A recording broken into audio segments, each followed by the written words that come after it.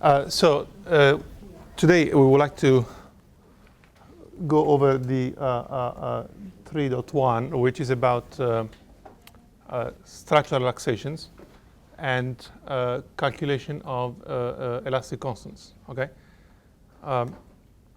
So before doing that, I've been asked to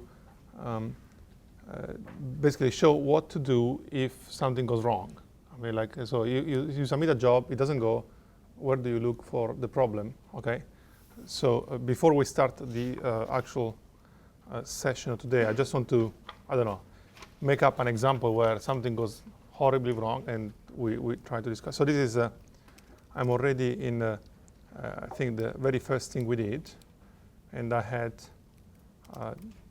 this job1.pbs, which was the first thing we ever submitted. So I guess what I'm going to do is to just copy it somewhere else and mess it up. I don't know, maybe I can, let's have a problem with the executable, okay, first. And for instance, or maybe let's have a problem with the input file, which is the easiest thing to get wrong.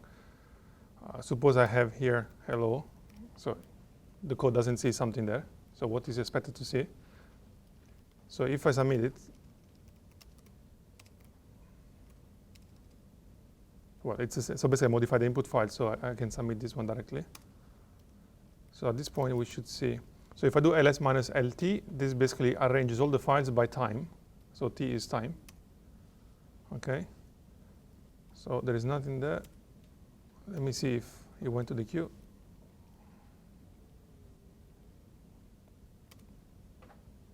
Just to check whether what happens to the status of my jobs.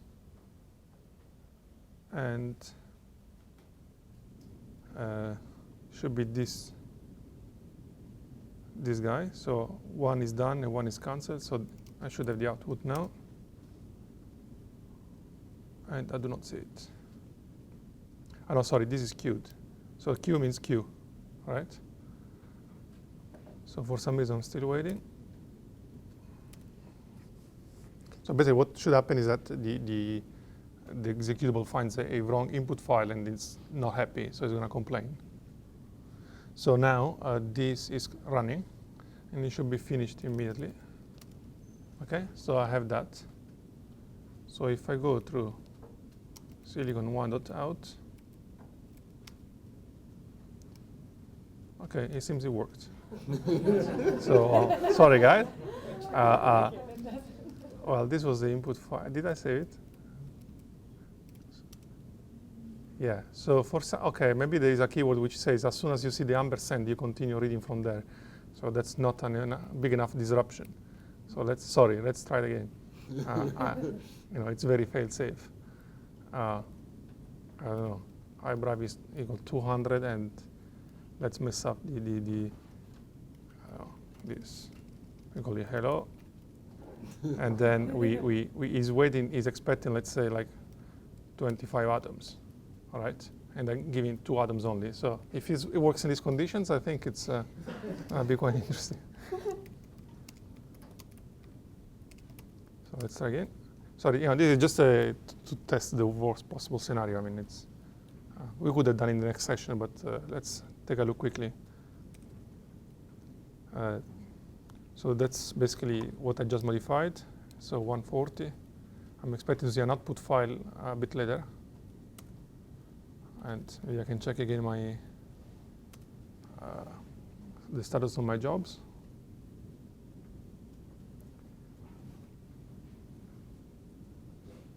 Okay, so actually what you see here is an interactive session that I have on the side just to go faster later. And this is the job I just submitted, which is queuing. I don't know why it's queuing so long. Well, that's pretty standard. I mean, actually, we're quite privileged because we can use this reservation. Normally, when you run on a supercomputer, you wait quite some time. Okay. So this is now running, and I should have the output quickly now. Okay, so there is basically the output file at 141, so that's correct. So that's the report from the job scheduler. Just for those who were wondering, so Slurm is the name of the scheduler. It's just a program which manages the resources allocated to the cluster. And this is written by very geeky people, so they like all these kind of weird names. So silicon1.out is the output, and then here you have a crash report. So if you see this crash file, that comes not from the scheduler, but from Quantum Espresso. So that means that the executable had some problem, so you can check that out. If we go there, what we should see is something which is typically some error messages written by the subroutines which got in trouble. Okay, so in this case, the task number refers to the CPU. Okay, because if you submit a job or 12 CPUs or 24, each of them will basically go through the program, at the same time. But some of them may go faster for some reasons. So maybe here you see that there are only 2 reporting a problem. That means that CPU number 1 and CPU number 4 arrived at the problematic point the first. And at some point, as soon as someone has a problem, it crashes the job and it gets out. So this is basically telling you the problem comes from a subroutine called read name lists. And the name lists are basically the bunch of flags and parameters we are giving to the input file. So it's basically a problem with the reading of the input file. And the problem has to do with name list called electrons. So this is, so when we refer to name lists, we are talking about everything which is identified by this, begins with an ampersand and finishes with basically backslash.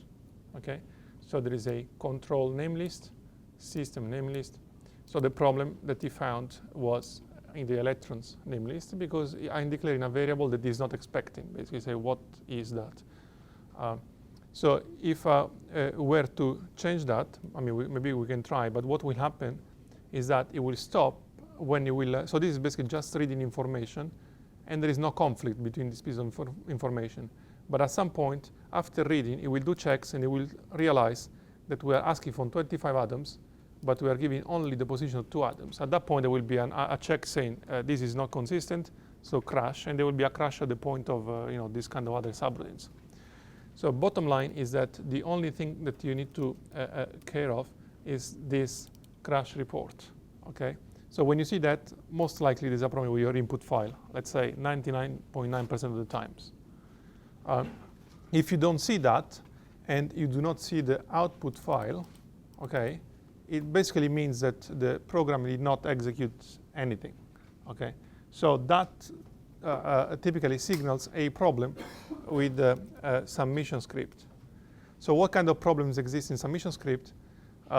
Well, if you are keeping this the way it is, because it's pretty standard for this the entire week that we are using the resources, the problem can be in this line. Okay. So in this line, if you don't have some of these keywords, it will not work. In practice, without this keyword, the code will not do anything. That is the command which calls several CPUs at once. If you don't specify how many CPUs you want, it will not do anything. It will run on one CPU basically, and it's not going to be okay. So this one is not very important. And what I was trying to say yesterday is that if you have 12 CPUs and you specify n pool equal 4, you are scattering the k points in groups, in 4 groups of CPUs. Okay, that's to go faster. Problem is that if in the calculation for molecules where we have 1 k point, if you ask to scatter them across 4 pools, it doesn't know how to do that, so it will complain. The very typical thing that happens is that here you write down the name of a file which does not exist simply because you get the wrong name, and on this side pretty much nothing can go wrong because it's going to be creating a new output file. So this is it. There is nothing much. The other thing you want to take a look at, so this command list minus length and time is basically arranging, as I say, the files by time. So that gives you a feel of what happened, because since you modify your the input file, clearly the job has been submitted after that. In this case, after 1:40 p.m. So there is no point of worrying about all the files which existed before 1:40 p.m. Okay, because these were coming from a previous run. In the same way, if you have a crash report here and you do not remove it, when you run it, run the software again, the software basically just execute the commands you give it. It is not going to clean up the directory for you. So the crash report will still be there. I mean, it doesn't mean that the code has crashed. It just means there's something there which belongs to the previous run. So it is important to check the time. Either you clean the directory, so you remove this file before launching a new calculation, or you just make sure that if there is a crash report, that crash report is for this calculation, not the one that happened half an hour ago. Okay, so sometimes maybe there's a crash report, but actually everything is fine because you're just looking at the wrong thing. So that's pretty much it, and we can discuss more things later. So maybe since we are here, and we're going to go over time anyway. So I've been asked to give a few commands that can be used to navigate directories and files using a terminal. So these are basically Unix commands, okay? And if you basically Google like standard Unix command line arguments, you will find all kinds of things from very detailed, from super quick introduction, from ways to learn it in 1 minute, things like that. So there is all kinds of stuff. So what we need is the following. So we need ls, which is list, okay? So that's basically listing all the files in a directory. So if I do that, I get this. So the command without any inputs, everything in kind of columns. So in columns, so you see just the file names. But maybe you want some information like the timing. If you don't know how to what this command can do, there is you can invoke the manual.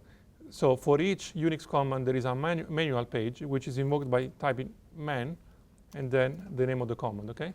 If you do that, you will see everything that you need to know about this command. So this is all standard. For every Unix command, you will have this: the name of the command, how to use it, ls times option times maybe files, and the description. This lists information about the files and so on. And here, these are called flags because there is a little dash and then a character that's looks like a flag. So all these flags have specific, are basically to customize your operation. If you do ls-a, for instance, you will see hidden files. So that's when you are in Windows and you click on the properties of the directory and see hidden files. That's the same operation, but it's ls-a. If you use something like this minus color, it will actually give you directories with a certain color, files with another color, executable with another color. So it's really so if you what I like is something which is basically L, which is long listing format. It gives you all the information that you can find about this file, and then the time, which is basically either minus time with the format or just minus t, which tells you, the orders basically the files by time. So that's one very useful command, and you can just play around and see which options you like the most. There is no. So then to exit the manual, just to say it's Q, okay, quit. Now that's one command. Another command is that if you don't know where you are, because sometimes yesterday we seen some of you ask me, oh, I tried to submit that, but it doesn't find any files, and what happens that some of you basically went in another directory and were hoping to have the same files, and they didn't know where they were. So to know where you are, there is a command which is called pwd.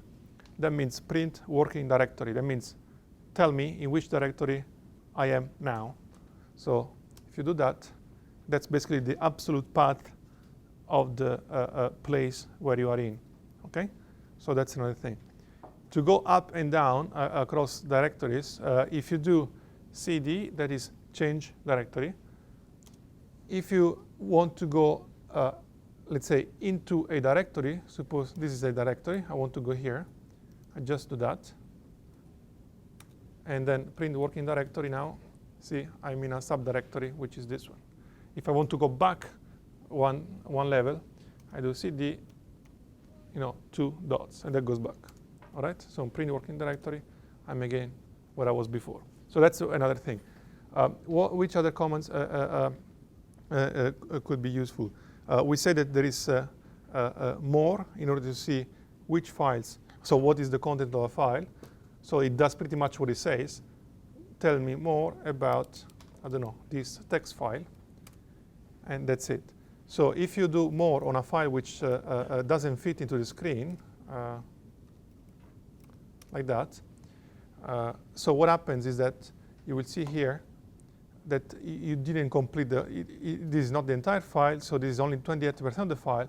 So to go down, either you hit enter, it goes down by one line, or you hit the space bar, and that goes down by one page, okay?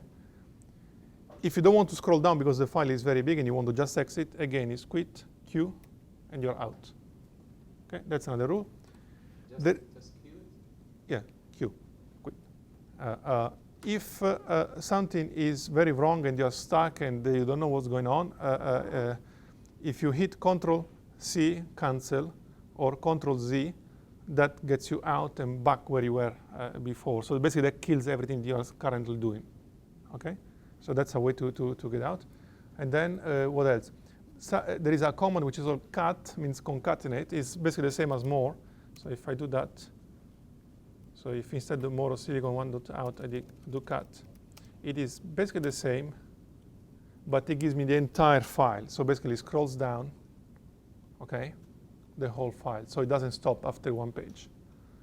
So I guess that's pretty much it. Do we have any other commands that could be useful? So in VI, so this is just a text editor again. It's a program which is invoked by just typing VI and the name of the file. Okay. So again, you can move around the file by just using the arrow keys. And when you want to modify something, you press insert. So I, insert. At this point, you do whatever you like. To get out of the insert mode is escape. And to write down what the changes that you just did is colon, write, okay? At this point, if you want to exit, is colon, quit, which is Q. If you type something like colon, write, and Q, you will write and then exit, okay? So that's it. So I think this should be enough to do pretty much everything that is needed.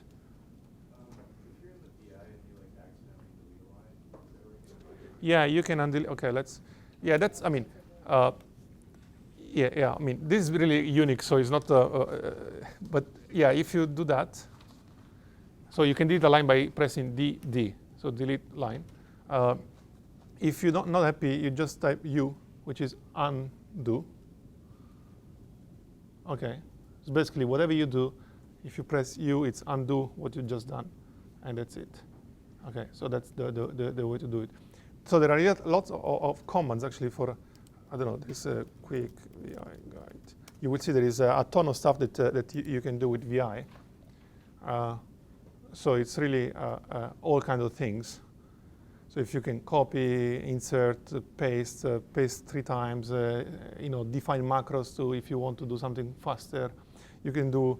So actually, what is fancy that I discovered just recently, I mean last year, is that so because one can think that if you're a text editor, you cannot do spell check like in Word, but actually, so you can actually do spell check also in VI, which is amazing. So basically, it highlights all the things that don't seem to be correct words, basically. So if you do hello is fine, but if you do partition, that should not be good. No, it's not happy. Okay, I need to look into that. But well, I've been basically spell checking the tutorials using this. So if you find a lot of mistakes, probably it's its fault. Okay, so I would say that now we can stop this here because otherwise it's going to take too long. But again, there are many guides online to look at this, and it's really a matter of tailoring things to your taste. It's not really necessary to do all these steps. So what we want to do today is, so we have quite a lot of things to do. What I would like to do first is to try and perform a relaxation, so basically optimization of the structure of a molecule without calculating the total energy surface by letting the code calculate forces. So the way we do this is we start from basically the calculation we had for chlorine yesterday, and we modify slightly the input file, okay? So what I will do is to create a new directory for this tutorial, and then copy over from yesterday the files that we use for chlorine. Okay. Then we start from there and we modify. So I'm here. I will create this tutorial with 3.1, and then from the 2.1 I try to get the files from chlorine. Then I had the pw.x, and then I had, what did I need is the pseudo potential, this one. Okay, so this is what I have now.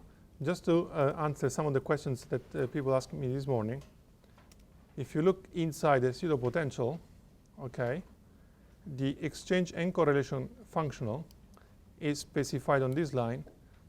That's a keyword which is used to explain what it is.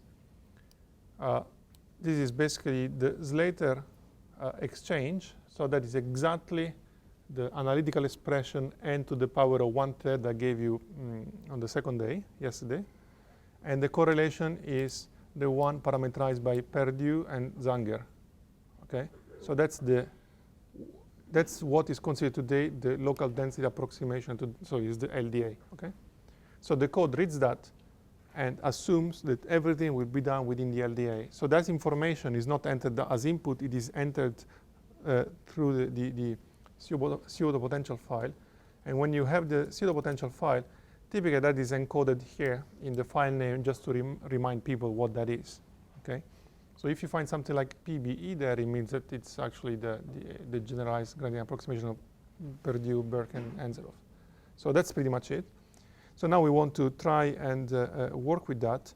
So if you don't mind, I will just move to the interactive session so that we go a bit faster.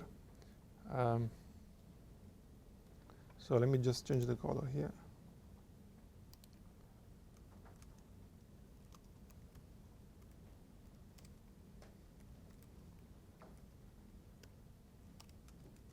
Okay, I'm in the same place.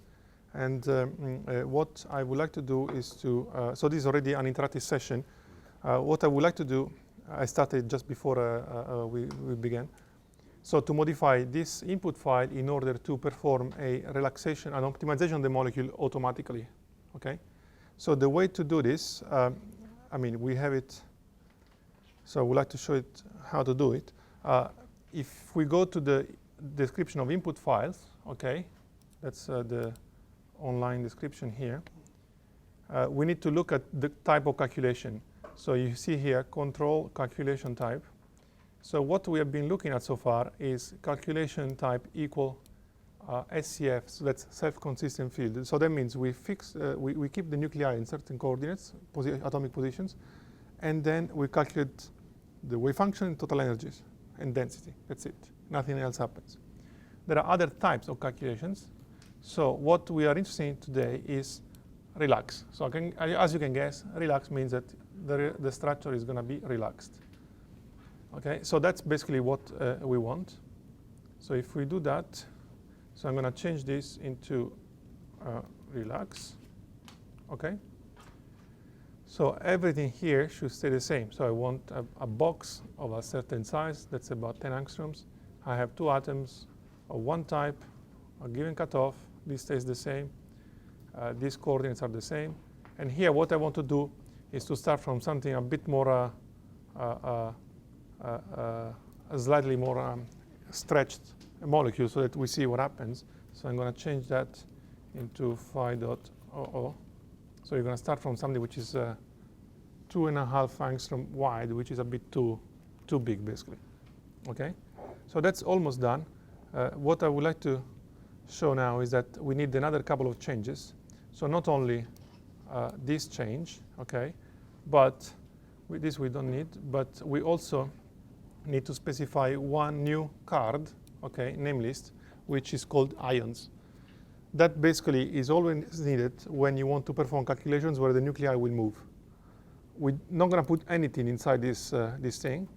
just because you can custom-made it, you can do a lot of things there, but for what we want to do, we're just going to use default parameters, okay?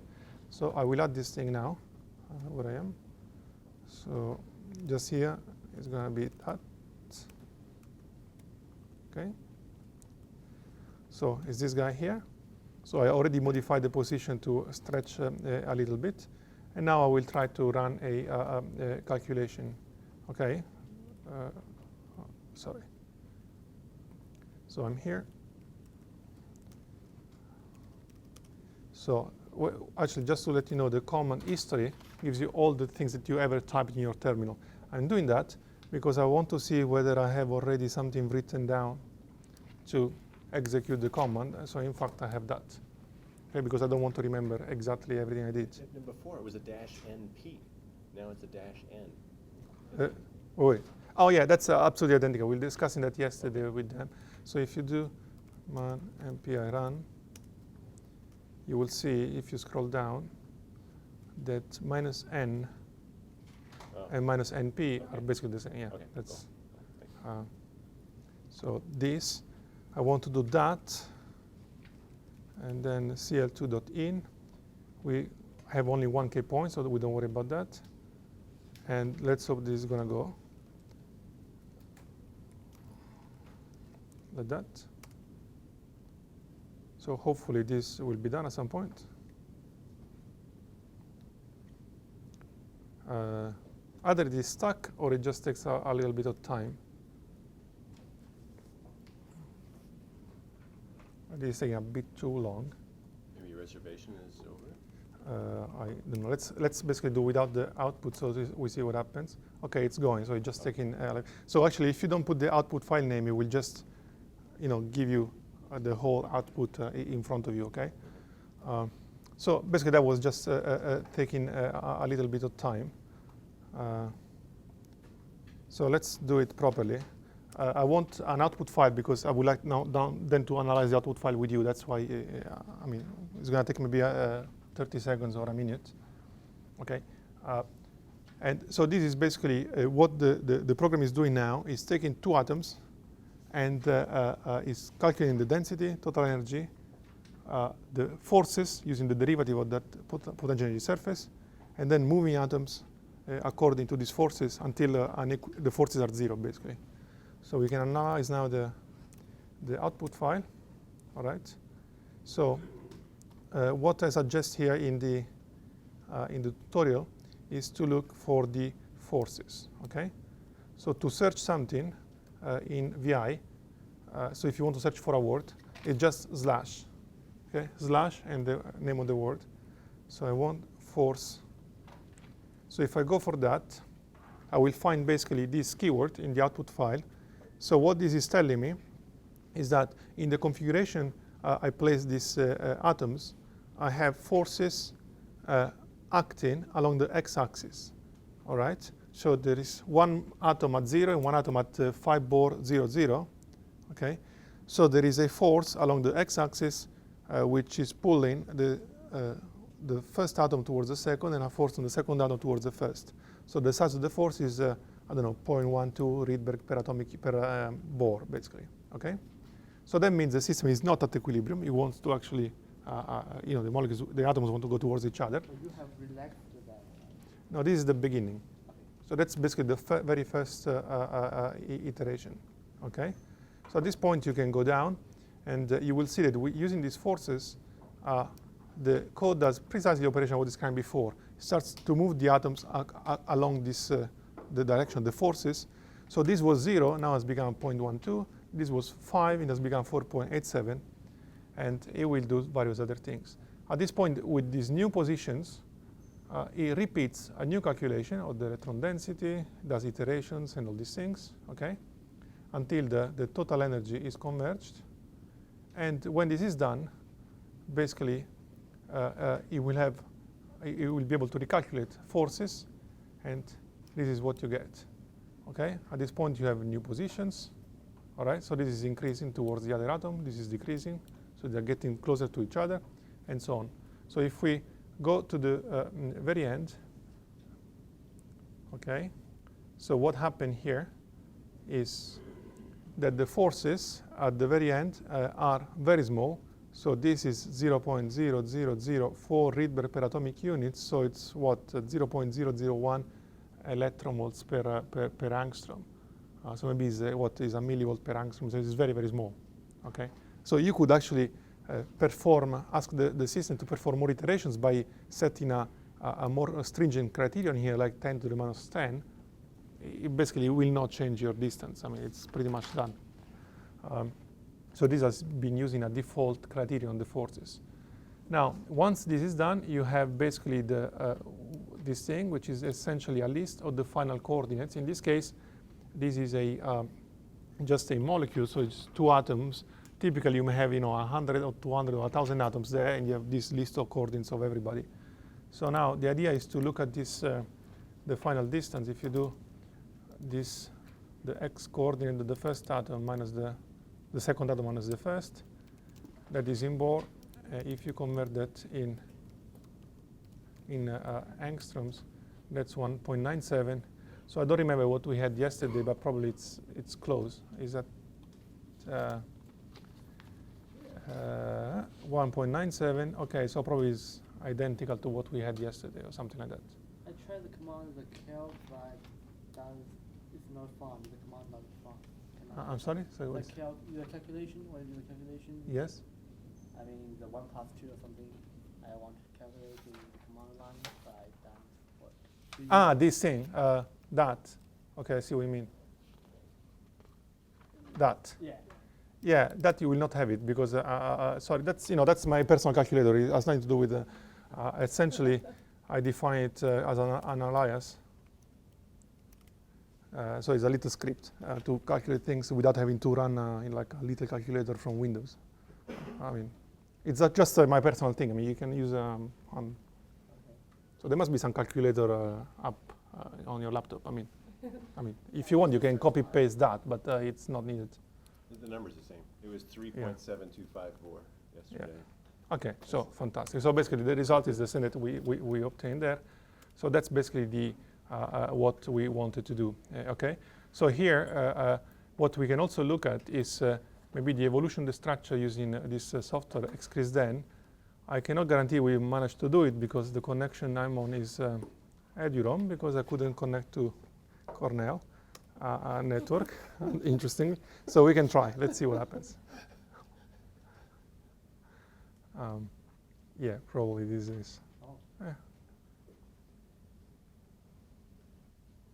So if none of you uses phones or laptops now, maybe it's better. So we have at least one signal going through. Yeah, this is going to be very painful. So basically here, I mean, probably will not be able to see anything, but what is you can do is to open a file. So PW is the name of the software. You can read the output of that. Okay. So open this output file. You have a list of files. What we got now is this file, the one we just examined. If I try to open that, it will ask me a lot of weird questions. So this is no problem. This is when you have something weird like a nanocrystal or something. No, we don't care about that. And here, it will basically recognize there are several groups of atomic positions because it's basically been optimized in atomic positions. So there are several sets of coordinates. So he asked me if I want to see only the initial one, only the relaxed ones, or all of them. And what I can ask is to see all of them like that. So if it works, I should see basically the molecule kind of shrinking a bit. But again, that depends on. So yeah. So basically, first of all, you basically see that maybe I can zoom in. So what you see here basically is that this is basically one unit cell. This is what we are calculating, but then there is a replica on this side. So the software doesn't put the second atom, it just gives me basically the boundaries of the first cell. Then there is a replica here, a replica here. So there is an array of Cl2 atoms, which are this distance from each other. If I now basically try maybe to zoom a bit. So zooming is just with the the wheel of the mouse, okay? Or maybe with the pad in Mac. So this is basically the initial coordinate, and maybe if I evolve it like that, it should start going towards each other, basically, okay? So that's basically, well, they're moving all at the same time technically, but since it's very slow, it's refreshing the window so slowly that it looks like two different things, okay? So this was basically 8 steps where the system started from a certain initial configuration and then end up in the final one, okay? So that's really the most trivial thing you've ever seen, but that's sorry, it's not like a Pixar, but you know, at some point, you know, you can get to Pixar. I mean, okay, yeah. I mean, that's, you know, our first animation. I think it's okay. We can do better. I mean, I think if we manage to do that today, it's good. Okay, so that basically was just a way to. I mean, typically, I mean, this is not very important clearly, but sometimes your structure goes haywire, and you want to know what's going on. So by visualizing, you know, most of the time you discover that, oh, you place 2 atoms on top of each other, so the Coulomb repulsion between nuclei is infinite, so they just start shooting off like away from each other. It's just a mistake in the input file. So by visualizing, you get an idea of what happened. Okay, it's just a diagnostic in a sense. So that's what I wanted to show. Now, the second thing I would like to show is the fact that you don't need just, so you can do something more than relaxing just the atomic coordinates. You can also optimize the lattice parameters.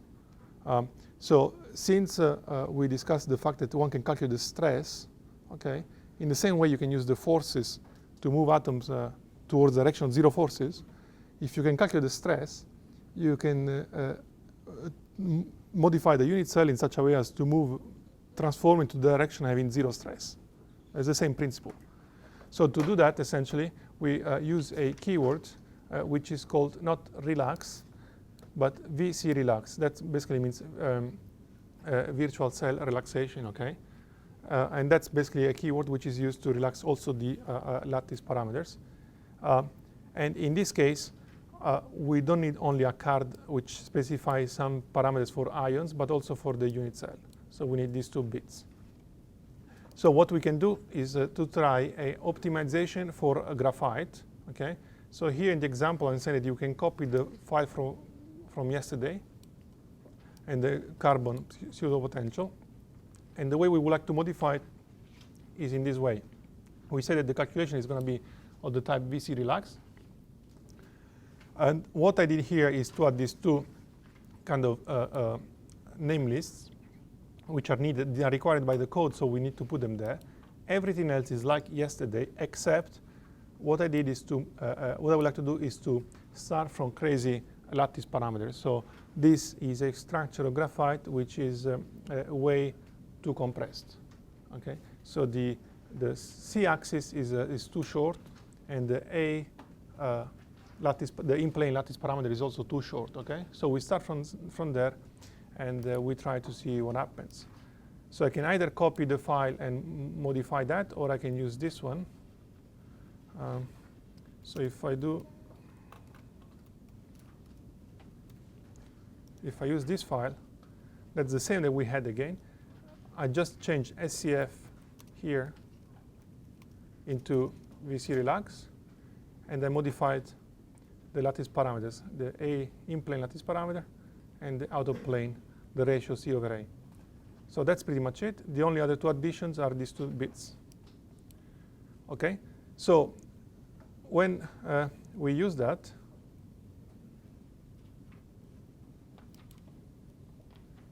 okay, yeah. So when we use that, well, to use that we need also the pseudo potential for carbon. So I'll try to find it from yesterday's tutorial. So it's here. I copy it here. So what I can do is to try to run now this example for graphite. Now I'm going to use it, let's say 24 CPUs and maybe 4 pools to go a bit faster. So let's hope that this goes. And so what should happen basically is that not only this time the So at this point, basically, okay, so the code starts from the coordinates. Essentially, the atoms were in the Wyckoff size of graphite. That's fine, but the lattice parameters are too small. So what the code does at this point is to calculate the stress. Okay, so that's basically the stress tensor. So it's sigma alpha beta. So XYZ, XYZ. All right. So this is Rig per Bohr cube. That is in kilobar. It's just the same number but in different units. So this is the stress tensor. If you take basically the trace of the tensor divided by 3, that's basically the hydrostatic pressure. So the hydrostatic pressure, in mathematical terms, it's precisely the 1/3 of the trace of the stress tensor. And what you can see here is that is what, 4 megabar. So the structure is under a stress of 4 megabar. That's why it can exist in such a small lattice.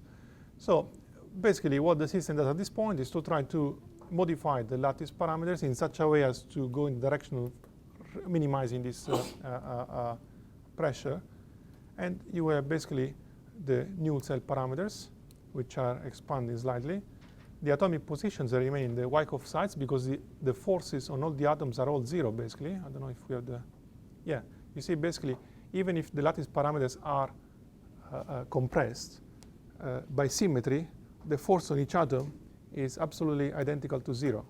Okay? So if you relax the atoms, you don't gain anything. You need to actually modify the lattice parameters to remove the external pressure. So if we...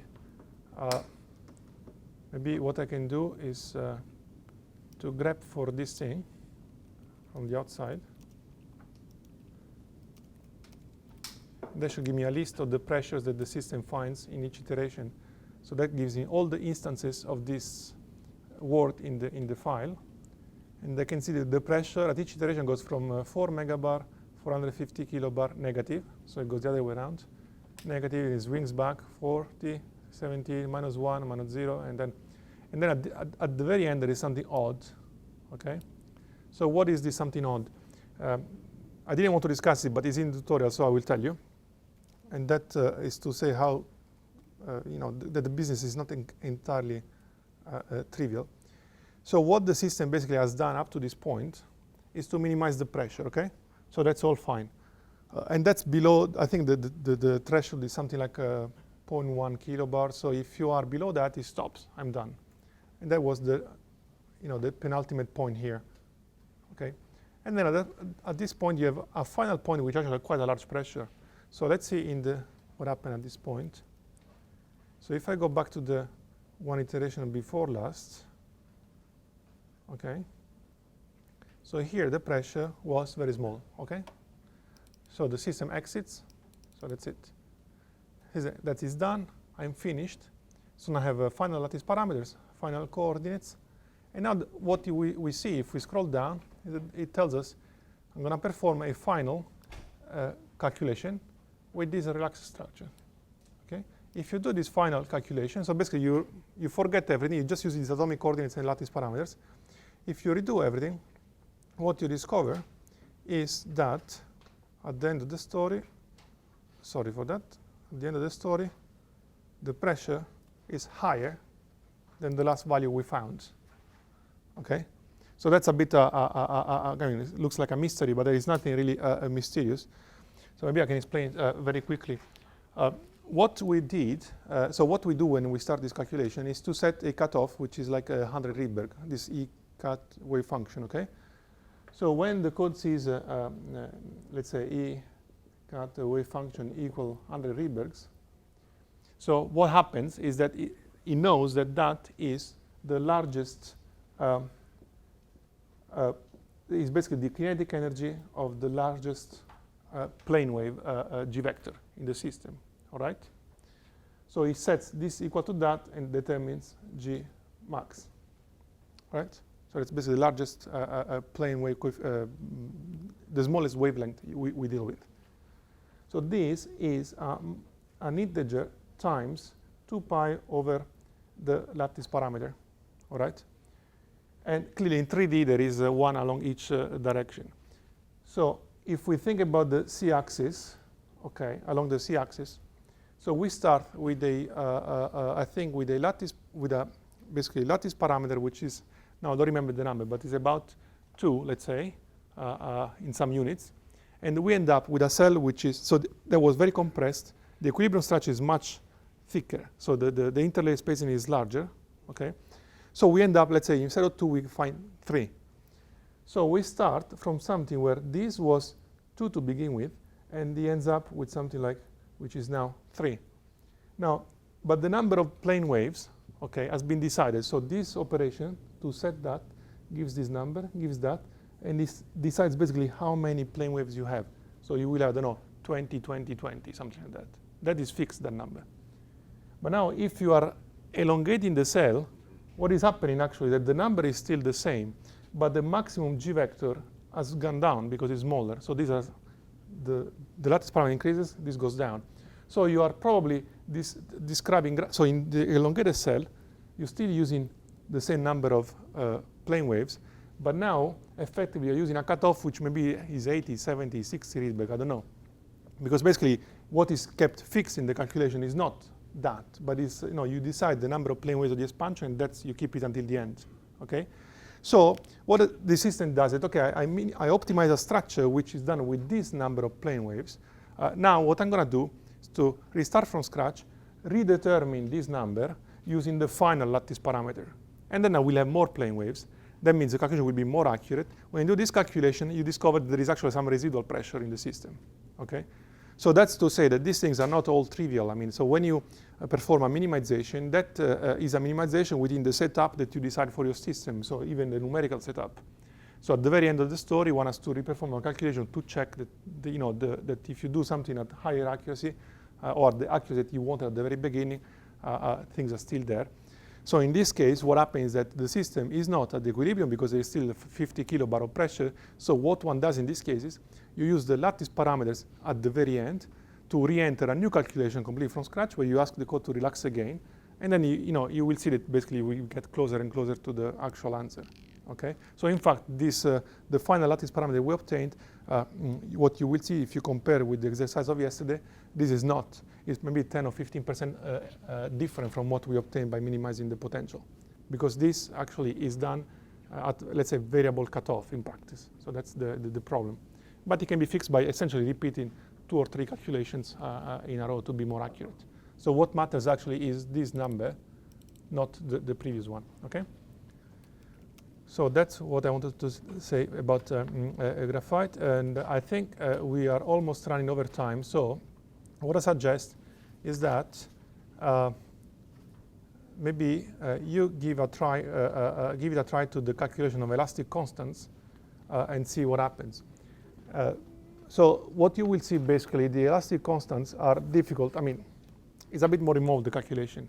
So if you find it complicated, what we were discussing before with Guru and Beth is that maybe you can skip those and go directly to the part which has to do with basically strontium titanate, okay?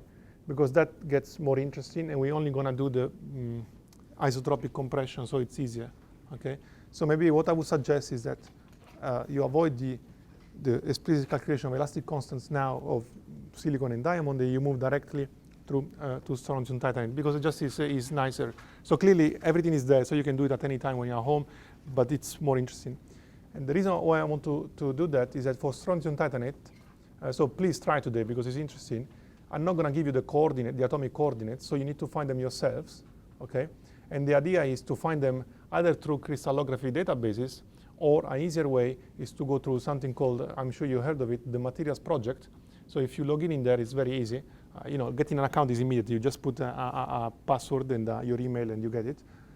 And from there, I mean, here you will see some instructions on how to find the structure of a compound you may be interested. In this case, basically, what I was doing is to place in a search bar the name of the compound, okay? And from that, you get all the possible structures of these compounds. I'm asking you to select one structure and to download basically the coordinates, okay? So from that, you can do a calculation of strontium titanate. Clearly, you can also take a book with all the Wyckoff sites and use that. It's just that this is a bit more interactive, And I guess it also gives you an idea of about all these databases which are becoming, this is one example, but there are many databases around today with a lot of calculations and things that are becoming popular because it's basically is a repository of a lot of data. Okay, so that can be interesting because it's something a bit more challenging. So please try that. Okay, that is more important than the elastic constants of diamond or something like that. Right? So I guess we better start, and then we'll see what happens.